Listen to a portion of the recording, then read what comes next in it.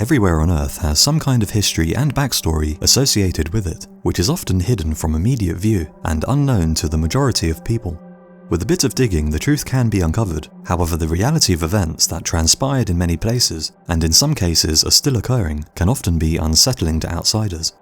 Here are my choices for 5 of the most disturbing places on Earth. Number 5. The Cave of the Crystal Sepulchre. Only recently discovered in 1989, the Cave of the Crystal Sepulchre is a Mayan archaeological site located in Belize, which contains pottery, stoneware, and other valuable relics. However, the cave system holds a dark secret. Several skeletons were found littered across the cave floor, deep inside the labyrinth of chambers, and it's now widely believed that the skeletons found here belong to victims of ritual sacrifice. Disturbingly, several of the skeletons belong to small children, aged between 1 and 3 years old, their tiny bodies stuffed inside tight crevices or just cast upon the rocky floor. Some of these young children even show signs of deformation, where the skull has been purposefully shaped to give it an elongated and almost alien-like appearance.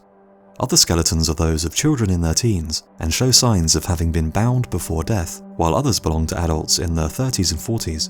Analysis of the bones has shown that these unfortunate people suffered an extremely violent end, with many of the skulls showing signs of a massive blunt trauma injury, and some of the skulls also being entirely crushed, pointing to the likelihood that they were killed by being clubbed to death. Over the centuries, the bones have fused with the cave floor, and as such are left out in full view, rather than being removed and buried.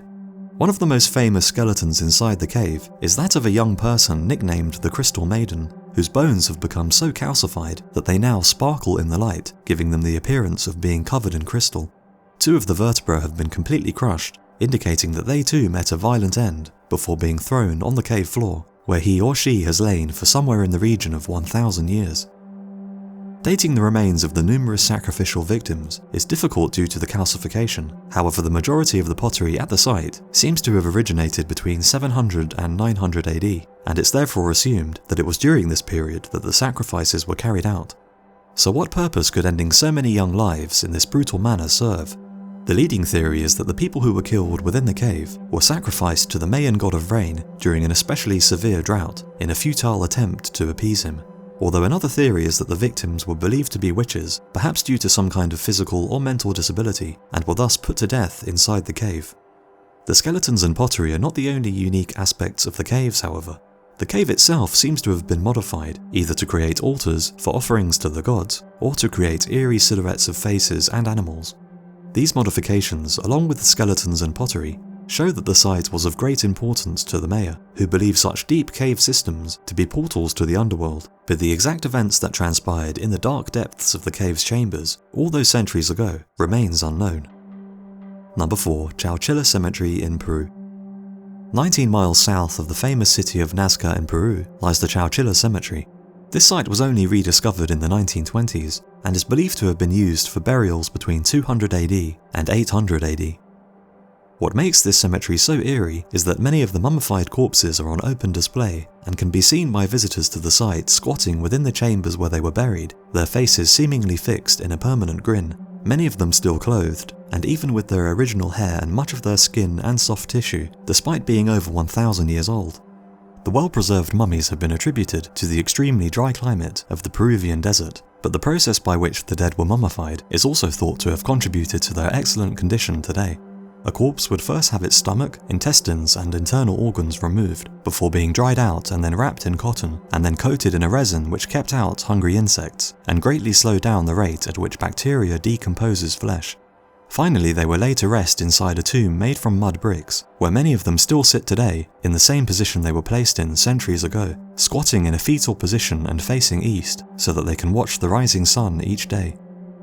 Unfortunately, the site was soon plagued by grave robbers, and as such, human bones and fragments of artifacts can be found scattered around the surrounding area, cast away like trash by the thieves who were searching for anything of value. Despite a major cleanup operation launched in 1997, where many of the remains were returned to the tombs, bones and skulls are still being found strewn across the sands. One of the more disturbing mysteries associated with the site is the supposed discovery of mummified heads, which were said to have contained holes drilled into the back of the skull, with some even containing rope threaded through the holes. The leading theory was that these heads may have been trophies, but this theory was cast into doubt when testing revealed that the heads actually came from the same gene pool as the rest of the mummies. Some point to the possibility that the holes were simply used to remove the brain during the mummification process, or are just a hoax, but the truth of the matter remains in question. Number 3. Akotasewa Market. The West African nation of Togo is home to the infamous Akotasewa Market. When you think of markets, vivid colours, an array of scents, and the hustle and bustle of traders haggling with customers over prices for locally made goods are all images that might spring to mind. The Akotasewa fetish market has none of this, and is instead the grisly sight of stall after stall loaded with decaying animal heads, body parts, and a huge number of other unusual items for sale. This disturbing market is a commercial hub for practitioners of voodoo and all those who wish to receive its supposed benefits, acting as something of a one-stop pharmacy where fetishes, charms, ingredients for potions, and anything else that might be needed in a ritual can be acquired for the right price. The stench of decay hangs in the air, and swarms of flies hover over the decaying animal parts. Despite the market's ability to shock outsiders, and contrary to the popular belief that voodoo is some kind of evil magic, it's actually a religion whose origins can be found in West Africa. All creation is considered divine, and therefore contains divine power. Because of this, medicines which can be used for medical cures, to protect yourself from evil, and for other beneficial purposes, can be created using various animal body parts and plants. The market's full of talismans and lucky charms, which are known as fetishes, which are everything from doll-like statues to dried animal skulls, and there are even rumours that human remains can also be purchased in the darker corners of the market. These fetishes are transformed by the priests into items believed to be imbued with great power, which can ensure good luck for their owner, cure illness, and even remove curses. The priests are chosen at birth by one of the multitude of gods in the voodoo religion. Each god will select a priest to act as his conduit, communicating with him through dreams and various other channels, and during a consultation with the priest, customers will reveal their problems, which the priest will then discuss with the gods, eventually arriving at a course of action you must follow to cure whatever ails you. For medicines, herbs and dried animal remains will be ground together before being rubbed into 3 cuts on your chest or back, but wooden dolls or animal skulls will often suffice. The priests claim that anyone and everyone can be helped, with no problem too severe to be solved, for a price of course. Prices are not listed, and the fee required is negotiated with the god. However, as with most markets, if the initial price is too much, it's possible to keep asking until a more favourable fee is agreed upon. Despite the shocking contents of the market, priests assure visitors that animals cannot be killed simply to be sold, and instead only animals who are found dead should be used. But with such huge amounts of money involved in the trade, many remain skeptical about this claim, and with rarer and therefore more powerful ingredients proving enormously profitable, the trade in endangered species is likely to continue. Disturbingly, there have even been increasing numbers of reports of human bodies being found with all internal organs removed, as well as albinos being hunted and killed for their body parts, which have become highly prized items. Number 2. Chuk Lagoon. Located just off the Micronesian coast, the serene blue waters of Chuk Lagoon mask a grim secret, as its seabed is home to one of the largest ship graveyards in the world.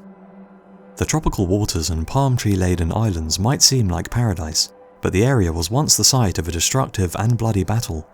With the Second World War raging, the Japanese Navy chose the sheltered lagoon as one of its major headquarters in the Pacific, but with the United States on the offensive, the war made its way to the lagoon when in February 1944, American forces launched an attack on the Imperial Japanese Army called Operation Hailstone. The battle lasted for 2 days, during which US forces sank over 60 Japanese ships and destroyed 270 aircraft. The battle was fierce and brutal, and very few of the men aboard the sunken ships would make it out alive.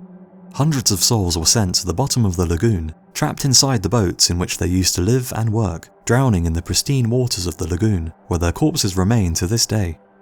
Chuk Lagoon is now a chilling reminder of the horrors of war, and the area is now littered with the rusting wrecks of ships, tanks, planes, artillery pieces, and human remains, laid to rest in the same spot where they fell, untouched by the outside world for over 70 years. The lagoon is surrounded by coral, which provides the area with protection from the strong ocean currents, resulting in the wrecks remaining remarkably well preserved. And as such, the site has become popular with divers, who are greeted with the eerie sight of rusting but recognisable tools of war, including ammunition and bombs, as well as more everyday items such as plates, shoes, and sake bottles. Divers will also frequently encounter the grisly sight of the remains of those who were killed here. Groups of human skulls lay in open view, and even more corpses are trapped inside the holds of the rusting ships. The site is intended to be preserved as a monument to the tragedy of war, but the wrecks pose another potential danger, as millions of gallons of crude oil are held within the rusting ships, and could spill out at a moment's notice. Perhaps in one last act of destruction, the battle that began here over 70 years ago might one day finally lay waste to the lagoon and its surrounding coral reef. Number 1. The Sanctuary of Towf. Discovered in 1921, the Sanctuary of Towf seems to have provided hard evidence of child sacrifice taking place on a massive scale in ancient Carthage.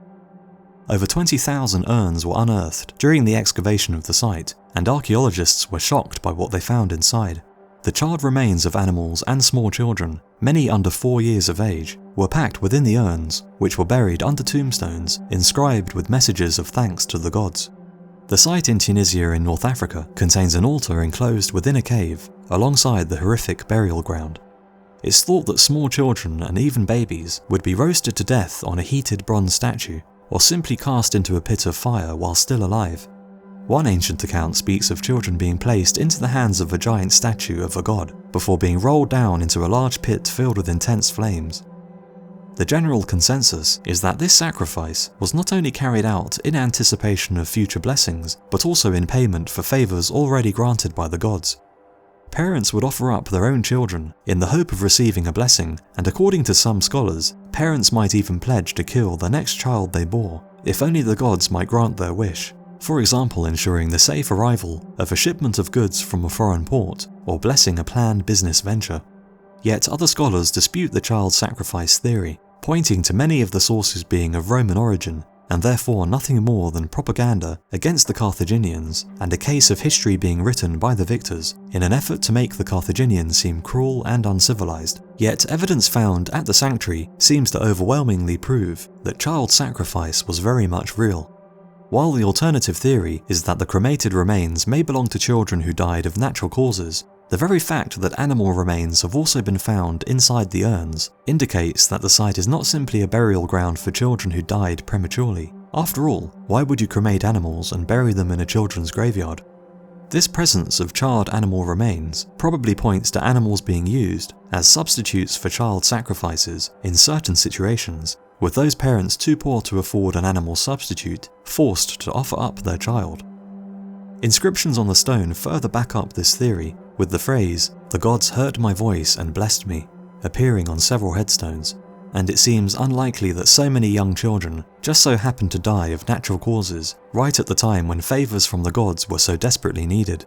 The majority of the urns are dated between the 4th and 2nd centuries BC, which was a period when Carthage was engulfed in war and rebellion, and its people would have been looking to their gods for help. Further accounts of this shocking practice are also found in the Bible, where it's mentioned that the Carthaginians sacrificed children to their god at an area known simply as the roasting place, and even the name Tophet is Hebrew for place of burning. So those are my choices for 5 of the most disturbing places on Earth. Let me know in the comments which other locations you would have included in the list, and I'll see you again on the next video.